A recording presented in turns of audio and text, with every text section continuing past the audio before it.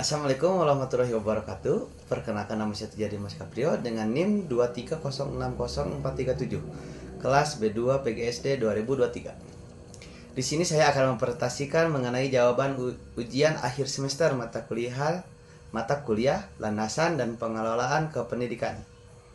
Soal yang saya pilih yaitu soal nomor 2, soal nomor 3, dan soal nomor 5. Soal nomor 2.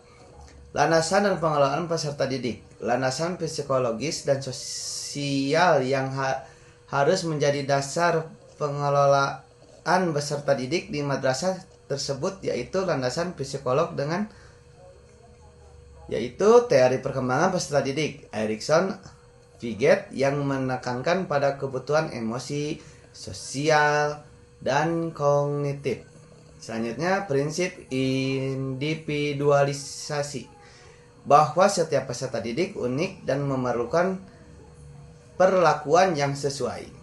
Selanjutnya ada sosial dengan kependidikan inklusif yang menjamin hak belajar setiap anak tanpa diskriminasi, menghargai keberagaman latar belakang sosial, ekonomi, dan budaya.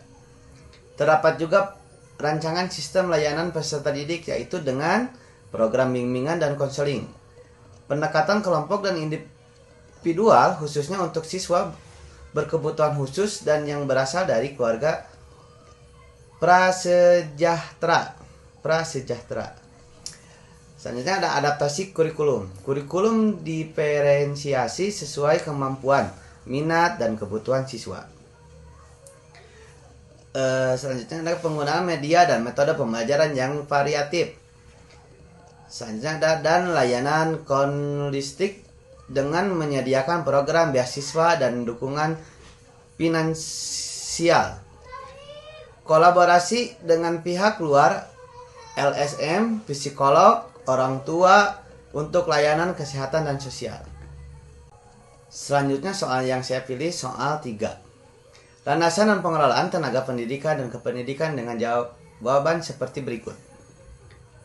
Strategi pengelolaan tenaga pendidik dan kependidikan yang efektif berdasarkan landasan manajemen sumber daya manusia yaitu dengan prinsip right people in the right place, penempatan sesuai kompetensi, pengembangan kompetensi secara berkelanjutan,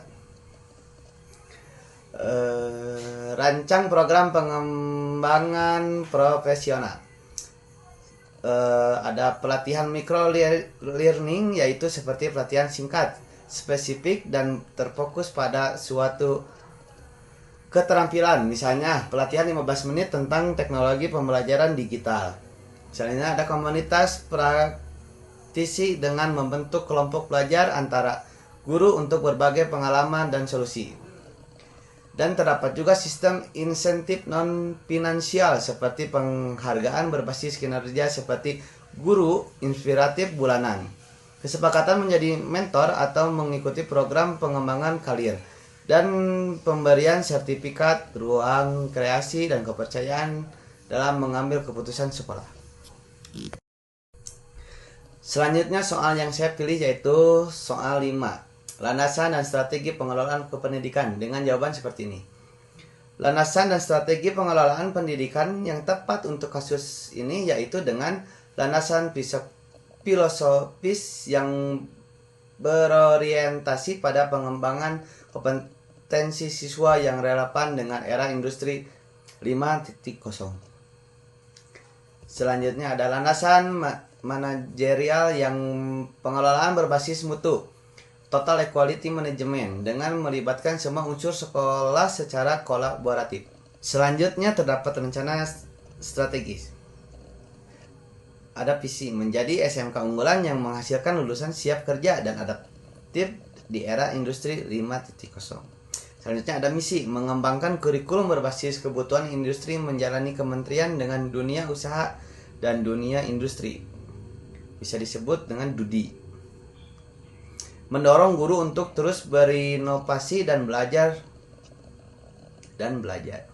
Tujuan meningkatkan keterampilan teknis dan soft skill siswa, memperbarui peralatan praktik sesuai standar industri. Selanjutnya terdapat strategi implementasi perubahan. Yang pertama, strategi komunikasi untuk mengatasi resistensi guru dengan melibatkan guru senior. Dalam perencanaan perubahan dengan mengadakan diskusi terbuka untuk mendengarkan kekhawatiran mereka, memberikan pelatihan bertahap dan berdamping personal, menunjukkan bukti keberhasilan sekolah lain yang sudah berhasil bertransformasi. Selanjutnya ada penguatan Kementerian Industri dengan mengundang praktisi industri sebagai instruktur tamu, mengadakan magang industri secara berkala, mengembangkan kurikulum bersama mitra industri agar sesuai kebutuhan pasar kerja. Sekian presentasi yang saya sampaikan. Mohon maaf jika ada salah kata. Wassalamualaikum warahmatullahi wabarakatuh.